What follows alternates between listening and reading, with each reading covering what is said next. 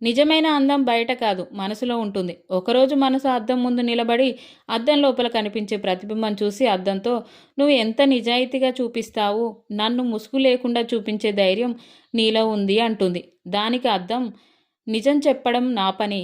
కానీ దాన్ని అంగీకరించడం, అంగీకరించకపోవడం అది నీ ఇష్టం. నువ్వు అంగీకరిస్తే నీ బలం అవుతుంది."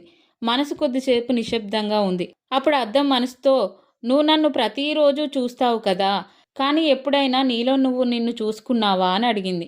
ఆ మాట మనసులో మెరుపులా మెదిలింది.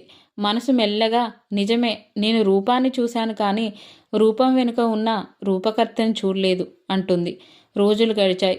మనసు ప్రతిరోజు అద్దం ముందు నిలబడేది, కానీ ఈసారి రూపం చూడ్డానికి కాదు.